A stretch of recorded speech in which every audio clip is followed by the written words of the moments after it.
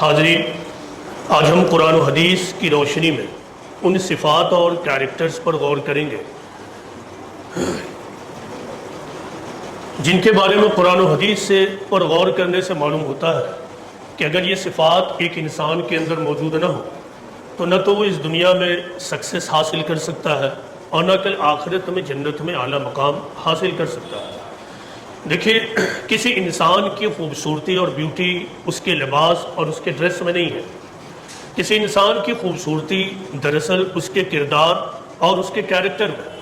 ایک انسان کا کردار اور کیریکٹر جیسا ہوتا ہے اسی بنیاد پر اس سے اعمال سرزد ہوتے ہیں۔ اگر اس کا کردار اور اس کا کیریکٹر اچھا ہے تو اس سے اچھے اعمال اور ایکشن رونما ہوں گے، اور اگر اس کے کیریکٹر اور کردار اچھے نہیں ہیں تو پھر اس سے اچھے اعمال اور اچھے ایکشنز کی بھی امید نہیں کی جا سکتی۔ قرآن و حدیث میں کردار سازی پر بہت زیادہ زور دیا گیا ہے، بلکہ یوں کہیں کہ قرآن و حدیث کا پورا مدعا کردار سازی ہی ہے۔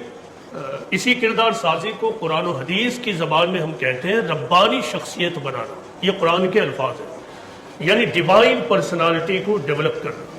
قرآن و حدیث کا خلاصہ اس معاملے میں یہ ہے کہ جو شخص اپنے اندر ڈیوائن پرسنالٹی ڈیولپ کرے گا وہی شخص اس دنیا میں کامیاب ہوگا اور وہی شخص آخرت میں بھی جنت میں اعلیٰ مقام حاصل کرے گا۔ اس سلسلے میں 3 بنیادی ایلیمنٹس ہیں جو کسی بھی انڈیویجول اور فرد اور ویکتی کے اندر ہونا لازمی طور پر ضروری ہے۔ اگر وہ اس کے اندر نہیں ہے تو اس دنیا میں بھی وہ فیلئر رہے گا، ناکام رہے گا، اور آخرت میں بھی اس کے لیے ناکامی اور مایوسی کے علاوہ کچھ بھی نہیں ہے۔ وہ 3 ایلیمنٹس کیا ہے؟ پہلا صبر یعنی پیشنس، دوسرا ہے اعراض یعنی ٹالرنس، اور تیسری چیز ہے مثبت سوچ یعنی پازیٹیو تھنکنگ۔ دیکھیے، جب آپ قرآن و حدیث کو پڑھیں گے تو آپ کو یہ معلوم ہوگا کہ قرآن و حدیث میں سب سے زیادہ جس چیز پر زور دیا گیا ہے وہ ہے صبر کی صفت۔ صبر کیا ہے؟ صبر کا مطلب ہوتا ہے، صبر کا لٹرل میننگ ہوتا ہے رکنا، جمنا، یعنی کسی مقام پر رک جانا، ٹھہر جانا، کسی موقع پر رک جانا، ٹھہر جانا، اسے ہی صبر کہتے ہیں۔ صبر ایک آدمی کے اندر عاجلانہ صفت کو ختم کرتا ہے، یعنی جلد بازی کی صفت کو ختم کرتا ہے۔ صبر آدمی کے اندر اعتدال اور موٹیویشن پیدا کرتا ہے۔ صبر آدمی کے اندر یہ صلاحیت پیدا کرتا ہے کہ وہ اختلاف کو ٹکراؤ تک نہ پہنچنے دے۔ کسی بھی منظم اور متحدہ کوشش کے لیے لازمی طور پر ضروری ہے کہ افراد کے اندر، انڈیویجولز کے اندر صبر کی صفت پائی جاتی ہو۔ جب آپ قرآن کو پڑھیں گے تو آپ کو یہ معلوم ہوگا کہ قرآن میں 110 آیتیں تو ایسی ہیں جن میں ڈائریکٹلی صبر کے لفظ کو استعمال کیا گیا ہے اور لوگوں کو صبر پر عمل کرنے اور صبر کی تلقین کی گئی، یعنی پیشنس کی تلقین کی گئی۔ قرآن کی ایک آیت اس طرح ہے کہ والذین صبروا ابتغاء وجہ ربہم، اس آیت میں مومنین کی ایک صفت بیان کی گئی ہے۔ وہ یہ ہے کہ مومن وہ ہے جو صبر اس لیے کرتا ہے تاکہ وہ اللہ کی رضا چاہے۔ یہ آیت بتا رہی ہے کہ مومن کی صفات یعنی مومنانہ صفات میں سے ایک اہم ترین صفت کیا ہے؟ صبر۔ اور ایک مومن صبر اس لیے کرتا ہے تاکہ وہ اللہ کی رضا کو چاہے، وہ اللہ کی رضامندی کو حاصل کرے۔ اس دنیا کو اللہ تعالیٰ نے اس طرح تخلیق کیا ہے، کریٹ کیا ہے کہ یہاں آپ کو ہر موقع پر بہت ہی دانشمندی سے کام کرنا ہوگا، خواہ وہ گھر کے اندر کی بات ہو یا گھر کے باہر کی بات ہو۔ ان دونوں موقع پر اگر آپ کے اندر دانشمندی نہیں ہے، صبر کی صفت نہیں ہے تو آپ کے گھر کے معاملات بھی بگڑیں گے اور سماجی اور قومی معاملات بھی بگڑتے رہ جائیں گے۔ قرآن پر آپ غور کیجئے کہ قرآن میں کسی بھی دوسرے عمل کے بارے میں اس طرح کے الفاظ نہیں آئے ہیں۔ اللہ تعالیٰ یہ کہتے ہیں کہ انما یوفی الصابرون اجرہم بغیر حساب، یعنی صبر کرنے والوں کو بے حساب اجر دیا جائے گا۔ اس بے حساب اجر کی بات اللہ تعالیٰ نے کسی بھی دوسرے عمل کے بارے میں نہیں کہا، نہ تو نماز کے بارے میں کہا، نہ تو روزہ کے بارے میں کہا، نہ زکوٰۃ کے بارے میں کہا، نہ کسی دوسرے عمل کے بارے میں۔ البتہ روزہ کے بارے میں یہ بات آئی ہے کہ اللہ تعالیٰ یہ فرماتے ہیں کہ روزہ میرے لیے ہے، میں ہی اس کا بے حساب اجر دوں گا۔ جب یہ حدیث قدسی ہے، قرآن میں نہیں بلکہ حدیث قدسی ہے کہ اللہ تعالیٰ فرماتے ہیں کہ روزہ میرے لیے ہے اور میں ہی اس کا بے حساب اجر دوں گا۔ لیکن جب آپ غور کیجئے تو آپ کو معلوم ہوگا کہ روزے پر بھی اس بے حساب اجر کی خوشخبری کیوں ہے؟ وہ اس لیے ہے کہ روزہ تمام تر صبر کی ٹریننگ ہے۔ اگر ایک آدمی روزے دار بھی ہو لیکن اس کے اندر صبر کی صفت پیدا نہ ہو تو اللہ کے رسول کی حدیث کے مطابق اسے چاہیے کہ وہ اپنے روزے کا جائزہ لے لے، نہ کہ وہ روزہ رکھ کر یوں ہی خوشی مناتا رہے، کیونکہ روزہ کے مہینے کو حدیث میں کہا گیا ہے الشہر صبر، یعنی رمضان کا مہینہ صبر کا مہینہ، اور پورا کا پورا روزے کے بارے میں جو حدیث میں تلقین آئی ہے، حدیث میں جو نصیحتیں آئی ہیں، حدیث میں جو تعلیمات آئی ہیں، وہ سب کا سب اسی لیے ہے کہ ایک روزے دار کے اندر صبر کی صفت پیدا ہو جائے۔ صبر کی صفت کے بغیر نہ تو ایک آدمی سچا نمازی بن سکتا ہے اور نہ سچا دنیا دار بن سکتا ہے، یعنی نہ تو وہ سچا عابد بن سکتا ہے، عبادت گزار بن سکتا ہے، اور نہ ہی سچا دنیا دار بن سکتا ہے۔ اب ایک آدمی گھر سے نکلتا ہے نماز پڑھنے کے لیے کہ وہ مسجد میں جائے، لیکن راستے میں ایک شخص ہے جو اس کے اوپر ایک نگیٹو ریمارک کرتا ہے۔ اب وہ شخص اس نگیٹو ریمارک کا جواب دینے کے لیے ٹھہر جاتا ہے، وہ نگیٹو ریمارک کا جواب دینا شروع کرتا ہے، یعنی اس نے صبر سے کام نہ لے کر اس نے اس نگیٹو ریمارک کا جواب دینا شروع کیا۔ اب کیا ہوا، وہ اگر مسجد میں وقت پر پہنچ بھی جائے تو پوری نماز میں اس کا ذہن اسی طرف ہوگا کہ اس نے مجھے اس طرح بولا ہے، میں نے یہ جواب دیا، اب میں یہاں سے لوٹوں گا تو پھر اس کو یہ جواب دوں گا۔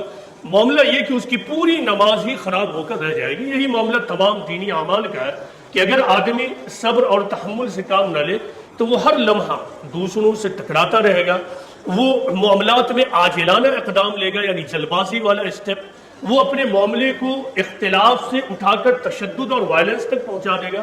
جبکہ آدمی کے اندر صبر ہو تو وہ عاجلانہ اقدام سے بچے گا، یعنی جلد بازی والے اقدام سے، وہ اعتدال کا طریقہ اختیار کرے گا، وہ جو عمل بھی جو اسٹیپ بھی لے گا وہ سوچ سمجھ کر لے گا۔ دیکھیے صبر کا مطلب ہوتا رکنا جم جانا، جیسا کہ میں نے عرض کیا۔ صبر کا مطلب یہ نہیں ہے کہ آدمی ہر موقع پر بس نقصان اٹھاتا رہے۔ ایک آدمی سوال کر سکتا ہے کہ اگر کوئی شخص میرے خلاف کوئی نقصان پہنچانے والا اقدام کرتا ہے، یا کوئی قوم کسی دوسرے قوم کے خلاف نقصان پہنچانے والا کام کرتی ہے، تو کیا اس وقت بھی ہم صبر کرتے رہیں گے؟ تو دیکھیں جواب یہ ہے کہ صبر کا مطلب یہ نہیں ہے کہ آدمی خواہ مخواہ نقصان اٹھاتا رہے۔ صبر کا مطلب ہرگز یہ نہیں۔ صبر کا مطلب یہ ہے کہ کسی بھی معاملے میں آپ عاجلانہ اور جلد بازی والے اسٹیپ سے بچ جائیے۔ ہر موقع پر آپ سوچ سمجھ کر اور منصوبہ بند عمل کیجیے۔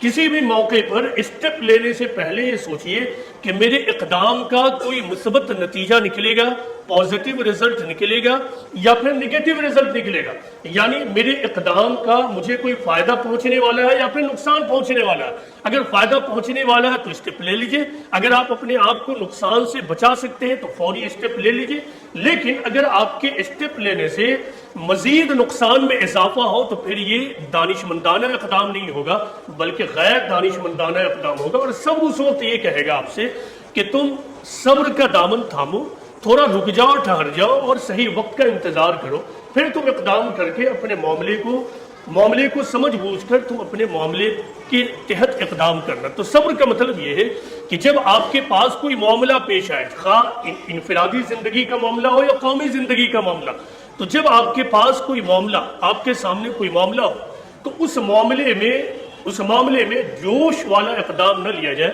بلکہ پورے حالات کا جائزہ لیا جائے۔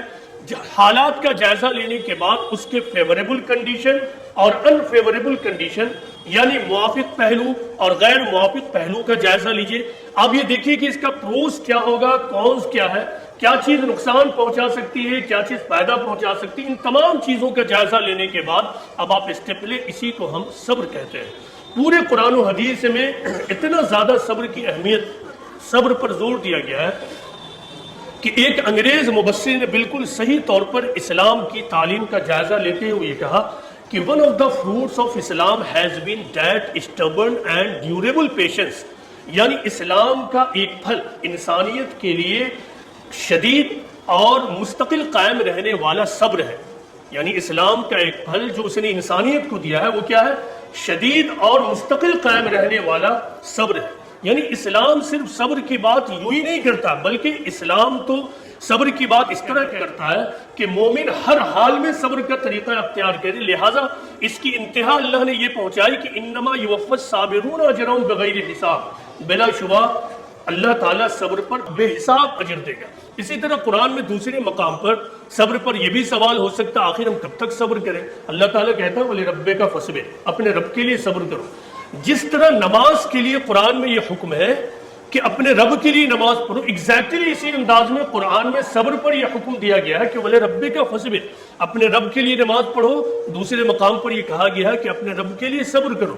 اسی طرح دوسرے مقام پر اللہ تعالیٰ مصیبت اور مسائل کے موقع پر یہ حکم دیتے ہوئے صبر کی پہلے تلقین کرتے، پھر نماز کے بارے میں کہتے یا ایھا الذین آمنوا استعینوا بالصبر والصلاۃ، یعنی صبر اور صلاۃ سے مدد حاصل کرو۔ تو یہ صبر کی اہمیت ہے۔ قرآن، حدیث اور آثار جب اس پر آپ جائزہ لیجئے گا تو آپ کو معلوم ہوگا کہ صبر دراصل دین اسلام کا خلاصہ ہے۔ قرآن و حدیث کے مطابق صبر اس دنیا میں کامیابی کی سیڑھی ہے اور کل آخرت میں بھی جنت کی یہ کنجی ہے۔ قرآن میں صبر کے بارے میں بے پناہ زور دیا گیا ہے۔ حدیث میں پیغمبر اسلام نے کہا، حدیث میں آیا ہے کہ اللہ کے رسول صلی اللہ علیہ وسلم فرماتے ہیں کہ اللہ تعالیٰ نے کسی انسان کو صبر سے زیادہ اور صبر سے بڑا کوئی عطیہ نہیں دیا ہے۔ اسی طرح حضرت علی رضی اللہ عنہ کا قول ہے کہ دین میں صبر کی وہی اہمیت ہے جو اہمیت اور حیثیت انسانی جسم میں سر کی ہے۔ دین میں صبر کی اہمیت اور حیثیت وہی ہے جو انسانی جسم میں حیثیت سر کی ہے۔ تو یہ معاملہ صبر کا ہے، اور یہ اتنی اہمیت صبر کی کیوں ہے؟ اس کی وجہ ہے اس دنیا کی تخلیق، اس دنیا کے بارے میں خدا کی کریشن پلان یعنی منصوبہ تخلیق، کہ اس دنیا کو اللہ تعالیٰ نے اس ڈھنگ سے بنایا ہے کہ کبھی آپ کے فیور میں معاملہ نہیں رہے گا۔ اکثر ایسا ہوگا کہ معاملہ آپ کے فیور کے باہر ہوگا، اس وقت آپ کو صبر کی ضرورت پڑے گی، پیشنس کی ضرورت پڑے گی، حکمت کی ضرورت پڑے گی۔ اب دوسری چیز ہے اعراض۔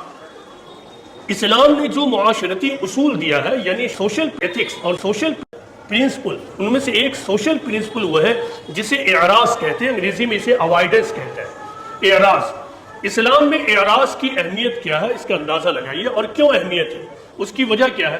اللہ تعالیٰ نے اس دنیا کو اس طرح تخلیق کیا ہے کہ ایک انسان کو ہمیشہ یہاں ناخوشگوار صورتحال کا سامنا کرنا پڑتا ہے۔ اور ایسا کیوں ہوتا ہے؟ ایسا اس لیے ہوتا ہے کہ اس دنیا میں اللہ تعالیٰ نے ہر انسان کو ڈیفرنٹ پیدا کیا ہے۔ ہر مرد اور عورت ایک دوسرے سے بالکل مختلف ہے۔ کبھی یہاں ایسا نہیں ہوتا ہے کہ ایک مرد اور ایک عورت دونوں، بلکہ تمام مرد اور عورت ایک سطح پہ کھڑے ہو جائیں اور ایک ہی انداز میں اور ایک ہی لینگویج میں سوچنا شروع کر دیں۔ یہ امپاسبل ہے۔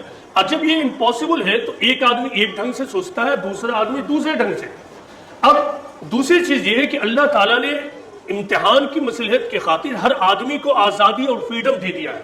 جب آدمی آزادی کا صحیح استعمال کرتا ہے تو اچھا سماج تشکیل پاتا ہے، لیکن جب انسان اپنی آزادی اور فریڈم کا غلط استعمال کرتا ہے تو پھر ایک رونگ سماج اور غلط سماج تشکیل پاتا ہے، یعنی انہیلدی سماج، ایک ایسا سماج جس میں ہر آدمی دوسرے کو کاٹ کھانے کی کوشش میں رہتا ہے، ایک ایسا سماج جس سماج میں کسی کو کسی کے اوپر اعتماد ہی نہ ہو، ایک ایسا سماج جس سماج میں بیٹھ کر ایک آدمی اطمینان سے کسی ایک فرد کے بارے میں بھی نہ سوچ پاتا ہو کہ وہ فرد ایسا ہے جو شریف ہے اور اس سے مجھے خیر ہی کی امید ہو۔ جب سماج میں اس قسم کے لوگ ہوں گے تو ظاہر ہے ایسا سماج نہ اسلامی سماج ہو سکتا ہے، نہ وہ ہیلدی سماج ہو سکتا ہے۔ لہٰذا اچھا معاشرہ بنانے کے لیے قرآن میں ایک حکم دیا گیا اعراض، یعنی اوائڈ کرنا، یعنی دوسروں کی طرف سے ناخوشگوار صورتحال پیش آئے تو اس سے ٹکراؤ کا طریقہ اختیار نہ کرنا، بلکہ اس کو نظر انداز کرتے ہوئے اپنا راستہ آگے کی طرف بنانا۔ جس آدمی کے اندر اعراض اور اوائڈنس کی صفت ہو وہ کیا کرے گا؟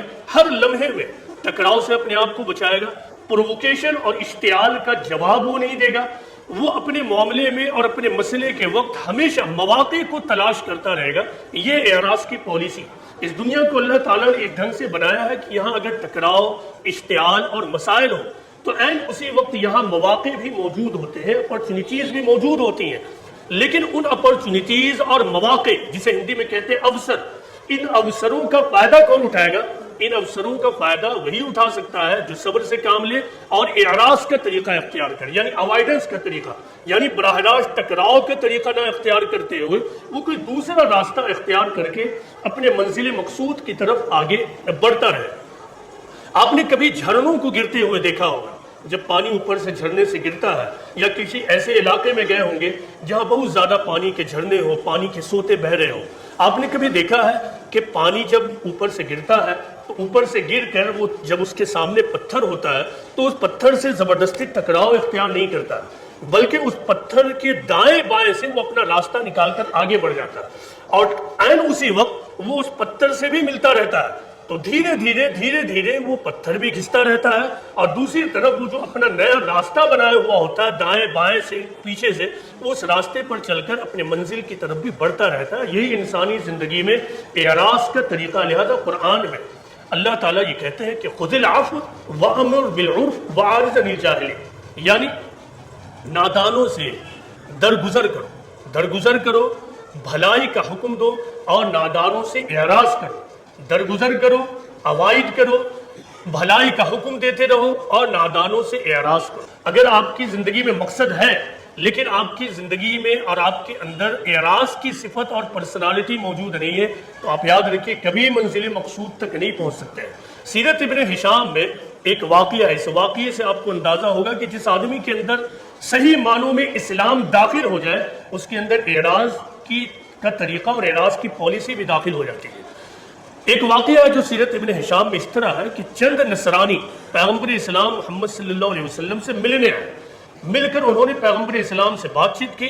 پیغمبر اسلام محمد صلی اللہ علیہ وسلم نے انہیں کچھ بتایا، ان کا سوال تھا کہ آپ کیا ہیں، آپ کا میسج کیا ہے، آپ نے سب کچھ بتایا، تو ساری باتیں انہیں سمجھ میں آ گئی اور وہیں پیغمبر اسلام کا میسج قبول کر لیا۔ قبول کر کر وہ وہاں سے نکلتے ہیں تو راستے میں ابو جہل سے ملاقات ہو جاتی ہے۔ ابو جہل اب ان کے خلاف نصرانیوں جنہوں نے پیغمبر اسلام سے ملاقات کی، آپ کا میسج قبول کر لیا، اب ان کے خلاف دیکھیے اشتعال کرنا شروع کیا۔ ابو جہل یہ کہتا ہے کہ تم لوگ اپنے قبیلے سے آئے، اپنے علاقے سے آئے، اپنے علاقے کے لوگوں کے ریپریزنٹیٹیو بن کر، اور عجیب بات ہے کہ تم محمد کے پاس آئے، محمد نے جو کچھ کہا سنا اور اس کو تم نے مان لیا۔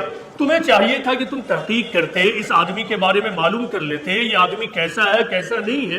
یہ ساری باتیں اس نے ابو جہل نے نصرانیوں سے کہا، لیکن ان نصرانیوں نے سیرت ابن ہشام کے مطابق کوئی بھی جواب نہیں دیا، بلکہ اعراض کا طریقہ اختیار کیا، سب کچھ سنا اور وہاں سے پھر نکل کر چلے گئے۔